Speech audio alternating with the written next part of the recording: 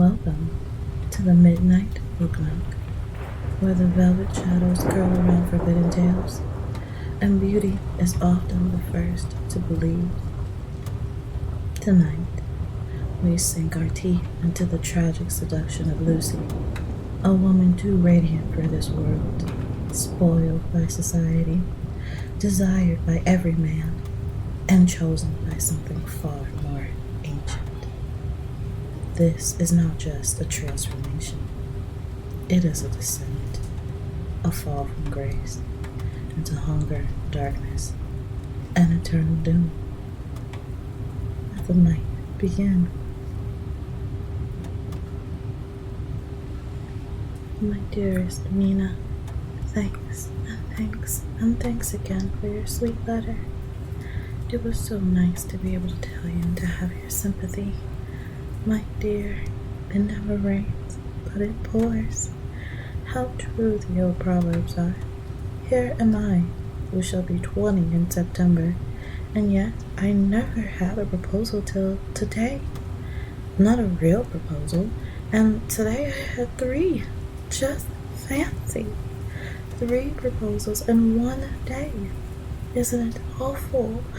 I feel sorry, really and truly sorry for 2 of the poor fellows. Oh, Mina, I am so happy that I don't know what to do with myself. And 3 proposals?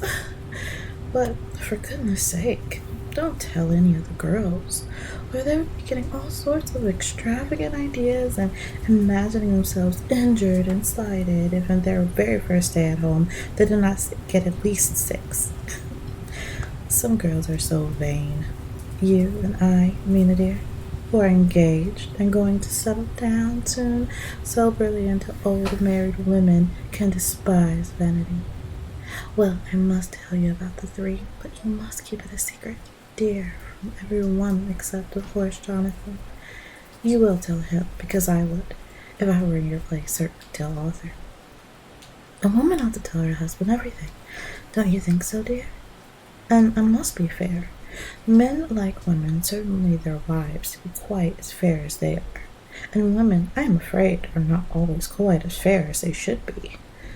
Well, my dear, number 1 came just before lunch. I told you of him. Dr. John Seward, the lunatic asylum man, with a strong jaw and a good forehead. He was very cool outwardly, but was nervous all the same. He had evidently been schooling himself as to all sorts of little things, and remembered them, but he almost managed to sit down on his silk hat, which men don't generally do when they are cool. And then, when he wanted to appear at ease, he kept playing with the lancet in a way that made me nearly scream. He spoke to me, Mina, very straightforwardly. He told me how dear I was to him, though he had known me so little, and what his life would be with me to help and cheer him. He was going to tell me how unhappy he would be if I did not care for him, but when he saw me cry, he said he was a brute and would not add to my present trouble. Then he broke off and asked if I could love him in time, and when I shook my head, his hands trembled, and then with some hesitation he asked me if I cared already for anyone else. He put it in very nicely, saying that he did not want to wring my confidence from me, but only to know, because if a woman's heart was free, a man might have hope. And then, Mina, I felt a sort of duty to tell him that there was someone. I only told him that much. And then he stood up, and he looked very strong and very grave as he took both my hands in his and said he hoped I would be happy, and that if I ever wanted a friend, I must count him one of my best. Oh, Mina dear, I can't help crying. You must excuse this letter being all blotted. Being proposed to is all very nice and all that sort of thing, but it isn't at all a happy thing when you have to see a poor fellow whom you know who loves you honestly going away looking all broken-hearted, and to know that no matter what he may say at the moment, you are passing out of his life. My dear, I must stop here at present. I feel so miserable, though I am so happy. Evening. Arthur has just gone, and I feel in better spirits than when I left off, so I can go on telling you about the day. Well, my dear, number 2 came after lunch. He was such a nice fellow, an American from Texas, and he looked so young and so fresh that it seemed almost impossible that he has been to so many places and has such adventures. I sympathized with poor Desdemona when she had such a stream poured in her ear, even by a dark man. I suppose that we women are such cowards that we think a man will save us from fears, and we marry him. I now know what I would do if I were a man and wanted to make a girl love me. No, I don't. For there was Mr. Morris telling his stories, and Arthur never told any, and yet... My dear, I am somewhat previous. Mr. Quincy P. Morris found me alone. It seems that a man always does find a girl alone. No, he doesn't, for Arthur tried twice to make a chance, and I, helping him all I could, I am not ashamed to say it now. I must tell you beforehand that Mr. Morris doesn't always speak slang. That is to say, he never does to strangers or before them, for he is really well educated and has exquisite manners. But he found out that it amused me to hear him talk American slang, and whenever I was present and there was no one to be shocked, he said such funny things. I am afraid, my dear, he has to have been it all, for it fits exactly into whatever else he has to say. But this is the way slang has. I do not know myself if I shall ever speak slang. I do not know if Arthur likes it, as I have never heard him use any as of yet. Well, Mr. Morris sat down beside me and looked as happy and jolly as he could, but I could see all the same that he was very nervous. He took my hand in his. He said ever so sweetly, "Miss Lucy, I know I ain't good to regulate the fixings of your little shoes, but I guess if you wait till you find a man that is, you'll go and join them 7 young women with the lamps when you quit. Won't you just hitch up alongside of me and let us go down a long road together, driving in double harness?" Well, he did look so good-humored and so jolly that it didn't seem half so hard to refuse him as it did poor Dr. Seward. So I said, as lightly as I could, that I didn't know anything of hitching, and that I wasn't broke to harness at all yet. Then he said that he had spoken in a light manner, and he hoped that if he had made a mistake in doing so on so grave, so momentous an occasion for him, I would forgive him. He really did look serious when he was saying it, and I couldn't help feeling a bit serious too. I know, Mina, you would think me a horrid flirt, though I couldn't help feeling a sort of exultation that he was number 2 in one day. And then, my dear, before I could say a word, he began pouring out a perfect torrent of love-making, laying his very heart and soul at my feet. He looked so earnest over it, and that I shall never again think that a man must be playful always, and never earnest, because he is merry at times. I suppose he saw something in my face which checked him, for he suddenly stopped, and said that a sort of manly fervor that I could have loved him for if I had been free. "Lucy, you're an honest-hearted girl, I know. I should not be here speaking to you as I am now if I did not believe you clean grit right through to the very depths of your soul. Tell me, like one good fellow to another, is there anyone else that you care for?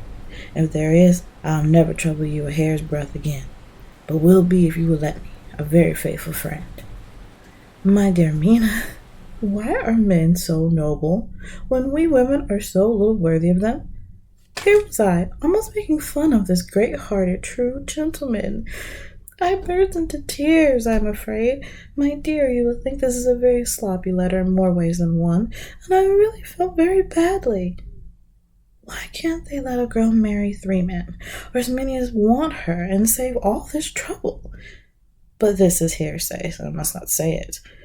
I'm glad to say that, though I was crying, I was able to look into Mr. Morris's brave eyes, and I told him out straight, "Yes, there is someone I love, though he has not told me yet that he even loves me." I was right to speak to him so frankly, for quite a light came into his face, and he put out both his hands and took mine. I think I put them into his, and said in a hearty way, "That's my brave girl. It's better worth being late for a chance of winning you than being in time for any other girl in the world. Don't cry, my dear. If it's for me, I'm a hard nut to crack, and I take it standing up.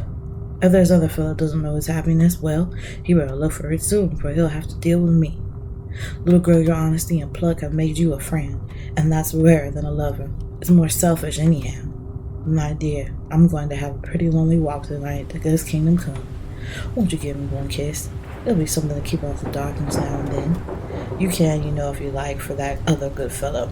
He must be a good fellow, my dear, and a fine fellow, or you could not love him. Hasn't spoken yet. That quite won me, Mina, for it was brave and sweet of him and noble, too, to a rival, wasn't it? And he so sad, so I leaned over and I kissed him. He stood up with my 2 hands in his and asked if he looked down into my face. I'm afraid I was blushing very much. He said, little girl, I hold your hand, and you kissed me, and if these things don't make us friends, nothing ever will. Thank you for your sweet honesty to me, and goodbye. He wrung my hand, and taking up his hat, went straight out of the room without looking back, without a tear or quiver or pause, and I'm crying like a baby. Oh, why must a man like that be made unhappy when there are lots of girls about who worship the very ground he trod on? I know I would if I were free, only I don't want to be free. My dear, this quite upset me, and I felt I cannot write happiness just at once after telling you of it. And I don't wish to tell of the number 3 until it can all be happy. Ever your loving Lucy. P.S. Oh, about number 3. I need to tell you of number 3, need I? Besides, I was also confused. It seemed only a moment from his coming into the room till both his arms were around me and he was kissing me. I am very, very happy, and I don't know what I have done to deserve it. I must only try in the future to show that I am not ungrateful to God for all his goodness to me in sending me such a lover, such a husband, and such a friend. Goodbye.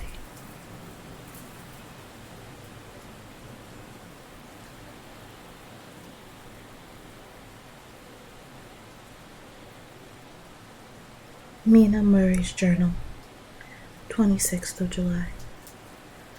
I am anxious, and it soothes me to express myself here. It is like whispering to oneself and listening at the same time. And there is also something about the shorthand symbols that makes it different from writing.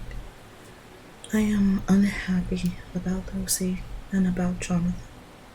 I had not heard from Jonathan for some time, and was very concerned. But yesterday, dear Mr. Hawkins, who is always so kind, sent me a letter from him.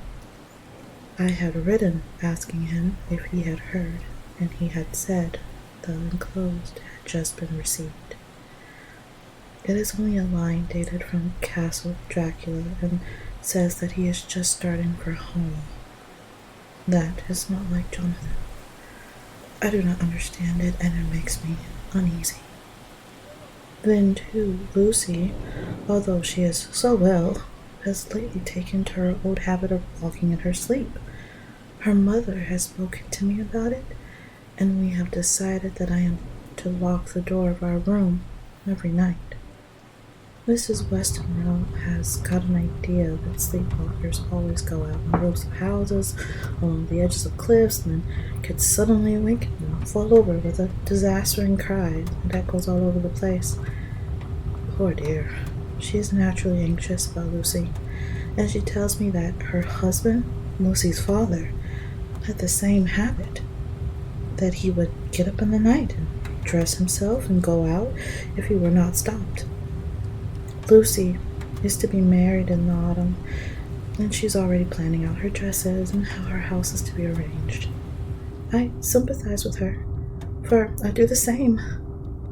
Only Jonathan and I will start in life a very simple way, and she'll have to try to make both ends meet. Mr. Holmwood. He is the honorary author Holmwood, only son of Lord Godalming, is coming up very shortly, as soon as he can leave town, for his father is not very well, and I think dear Lucy is counting the moments till he comes. She wants to take him up in the seat on the churchyard cliff and show him the beauty of Whitby. I dare say it is the waiting which disturbs her. She will be all right when he arrives. 27th July. No news from Jonathan. I'm getting quite uneasy about him, though why should I do not know, but I do wish that he would write, if it were only a single line. Lucy walks more than ever, and each night I am wakened by her moving about the room. Fortunately, the weather is so hot that she cannot get cold, but still, the anxiety and the perpetually being awakened is beginning to tell on me, and I am getting nervous and wakeful myself. Thank God Lucy's health keeps up. Mr. Homewood has been suddenly called to ring to see his father, who has been taken seriously ill. Lucy frets at the postponement of seeing him, but it does not touch her looks. She is a trifle stouter, and her cheeks are a lovely rose pink. She has lost the anemic look which she had. I pray it would all last. 3rd of August. Another week gone by, and no news from Jonathan, not even to Mr. Hawkins, from whom I have heard. Oh, I do not hope he is not ill. He surely would have written. I look at that last letter of his, but somehow it does not satisfy me. It does not read like him, and yet it is his writing. There is no mistake of that. Lucy has not walked much in her sleep the last week, and there is an odd concentration about which I do not understand. Even in her sleep she seems to be watching me. She tries the door, and finding it locked, goes about the room searching for the key. 6th of August. Another 3 days, and no news. The suspense is getting dreadful. If only I knew where to write or where to go, I should feel easier. But no one has heard a word of Jonathan since that last letter. I must only pray to God for patience. Lucy is more excitable than ever, but is otherwise well. Last night was very threatening, and the fishermen say that we are in for a storm. I must try to watch it and learn the weather signs. Today is a gray day, and the sun as I write is hidden in thick clouds high over Kettleness. Everything is gray except the green grass, which seems like emerald amongst it. Gray, earthy rock, gray clouds, tinged with sunburst at the far edge, hang over the gray sea, into which the sand points stretch like gray figures. The sea is tumbling in over the shallows and the sandy flats with a roar, muffled in the sea mist drifting inland. The horizon is lost in a gray mist. All vastness. The clouds are piled up like giant rocks, and there is a bull over the sea that sounds like some passage of doom. Dark figures are on the beach here and there, sometimes half shrouded in the mist, and seem like men, like trees walking. The fishing boats are racing for home, and rise and dip on the ground swell as they sweep into the harbor, bending to the scuppers. Here comes old Mr. Swells. He is making straight for me, I can see by the way he lifts his hat that he wants to talk. I have been quite touched by the change in the poor man. When he sat down beside me, he said in a very gentle way, "I want to say something to you, miss." I could see he was not at ease, so I took his poor old wrinkled hand in mine and asked him to speak fully.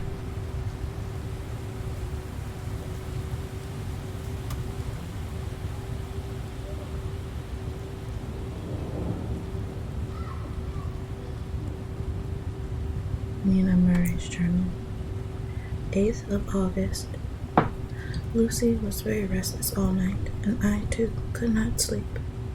The storm was fearful, and as it boomed loudly among the chimney pots, it made me shudder. When a sharp puff came, it seemed to be like a distant gun.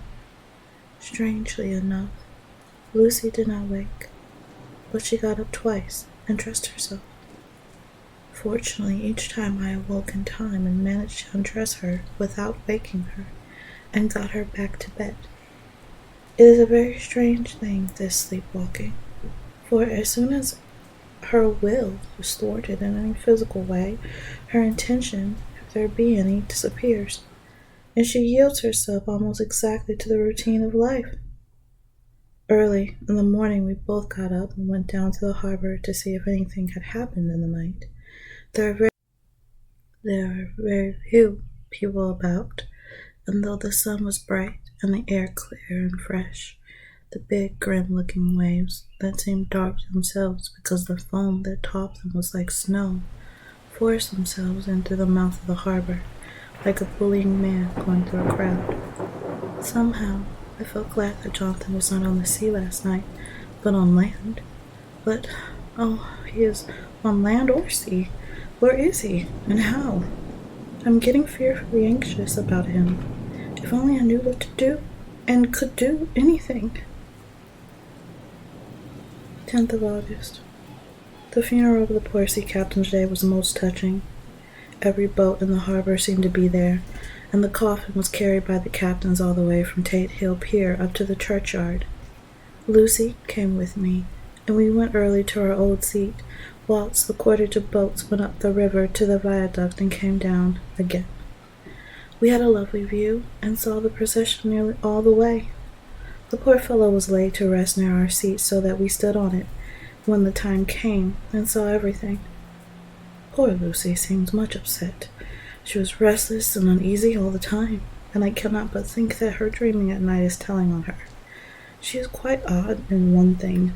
She will not admit to me that there is any cause for restlessness, or if there be, she does not understand it herself. There is an additional cause in that poor Mr. Swales has found dead this morning on our seat, his neck being broken. He had evidently, as the doctor said, fallen back in the seat in some sort of fright, for there was a look of fear and horror on his face that the men said made him shudder. Poor dear old man! Lucy is so sweet and sensitive that she feels influences more acutely than other people do. Just now she was quite upset by a little thing which I did not much heed, though I am myself very fond of animals. One of the men who came up here often to look for the boats was followed by his dog. The dog is always with him. They are both quiet persons, and I never saw the man angry, nor heard the dog bark. During the service, the dog would not come to its master, who was on the seat with us, but kept a few yards off, barking and howling. Its master spoke to it gently, and then harshly, and then angrily, but it would neither come nor cease to make a noise. It was in a fury, with its eyes savage, and all its hair bristling out like a cattail when it passes on the gore path. Finally, the man got too angry, and jumped down and kicked the dog, and then took it by the scruff of the neck, and half dragged and half threw it on the tombstone on which the seat is fixed. The moment it touched the stone, the poor thing began to tremble. It did not try to get away, but crouched down, quivering and cowering, and was in such a pitiable state of terror that I tried, though without effect, to comfort it. Lucy was full of pity too, but she did not attempt to touch the dog, but looked at it in an agonized sort of way. I greatly fear that she is too supersensitive a nature to go through the world without trouble. She will be dreaming of this tonight, I am sure. The whole lump of things, the ship steered into the port by a dead man, his attitude tied to the wheel, the crucifix and beads, the touching funeral, the dog, now furious and now in terror, will all afford material for her dreams. I think it would be best for her to go to bed tired out physically, so I should take her on a long walk by the cliffs to Robin Hood's Bay and back. She ought not to have much inclination for sleepwalking then.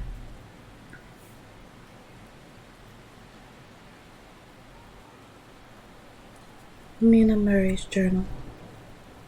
Same day, 11 o'clock p.m. Oh, but I am tired. If it were not that I have made my diary a duty, I should not open it tonight. We had a lovely walk. Lucy, after a while, was in gay spirits, owing, I think, to some dear cows who came nosing towards us in a field close to the lighthouse, and frightened the wits out of us. I believe we forgot everything, except, of course, personal fear, and it seemed to wipe the slate clean and give us a fresh start. We had a capital severe tea at Robin Hood's Bay in a sweet little old-fashioned inn with a bow window right over the seaweed-covered rocks of the Strand. I believe we should have shocked the new woman with our appetites. Men are more tolerant, bless them. Then we walked home with some or rather many stoppages to rest, and with our hearts full of a constant dread of wild bulls. Lucy was really tired, and we intended to creep off to bed as soon as we could. The young curate came in, however, and Mrs. Westenra asked him to stay for supper. Lucy and I had both a fight for it with the dusty mother. I know it was a hard fight on my part, and I am quite heroic.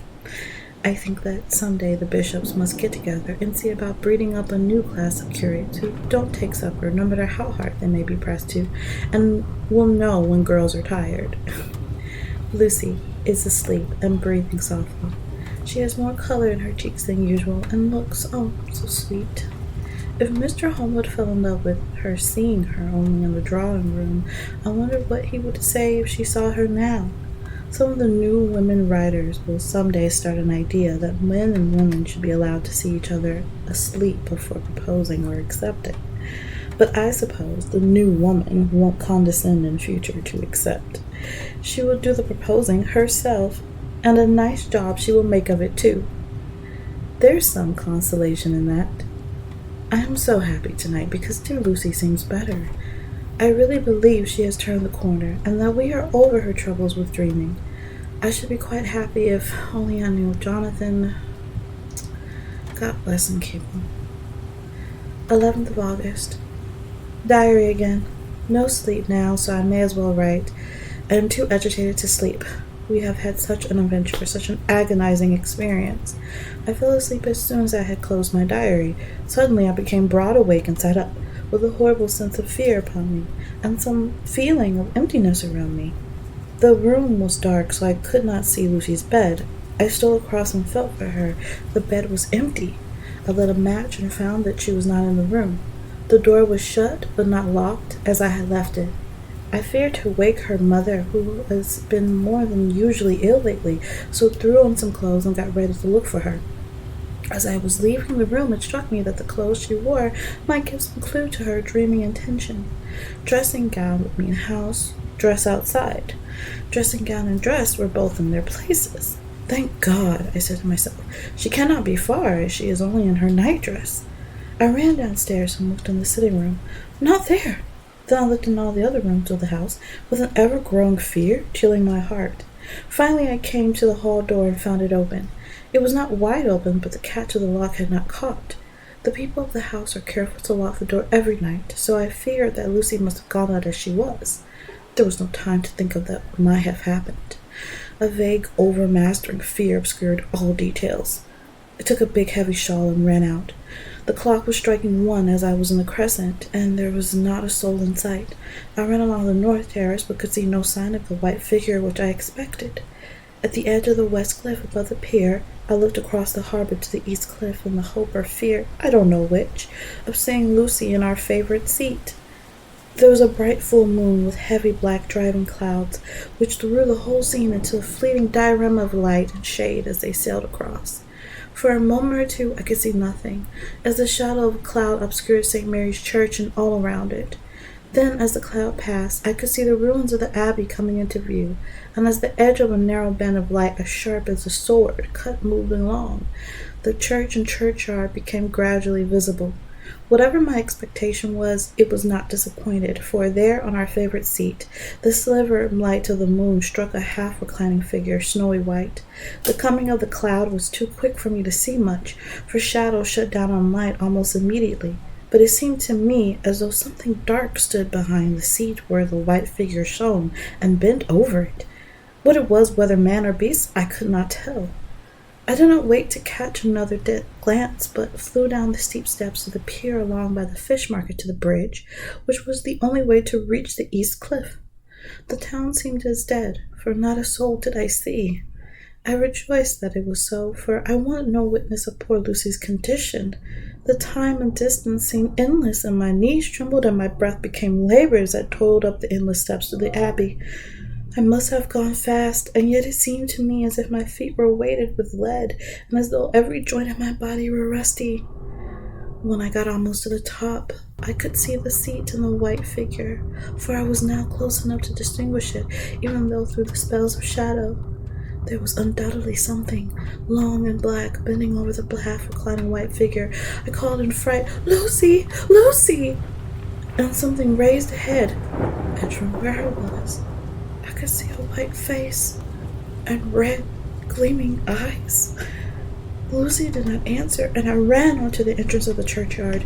As I entered, the church was between me and the seat, and for a minute or so I lost sight of her. When I came in view again, the cloud had passed, and the moonlight struck so brilliantly that I could see Lucy, half reclining, with her head lying on the back of the seat. She was quite alone, and there was not a sign of any living thing about. When I bent over her, I could see that she was still asleep. Her lips were parted, and she was breathing, not softly as usually with her, but in long, heavy gasps, as though striving to get her lungs full at every breath. As I came close, she put up her hand in her sleep and pulled the collar of her nightdress close around her, as though she felt cold. I flung the warm shawl over her and drew the edges tight around her neck, for I dreaded lest she should get home some deadly chill from the night air, unclad as she was. I feared to wake her all at once, so in order to have my hands free to help her, I fastened the shawl at her throat with a big safety pin. But I must have been clumsy in my anxiety and pinched or pricked her with it, for by and by, when her breathing became quieter, she put her hand to her throat again and moaned. When I had her carefully wrapped up, I put my shoes on her feet and then began very gently to wake her. At first she did not respond, but gradually she became more and more uneasy in her sleep, moaning and sighing occasionally. At last, as time was passing fast and for many other reasons, I wished to get her home at once. I shook her forcibly, till finally she opened her eyes and woke. She did not seem surprised to see me, as of course she did not realize all at once where she was.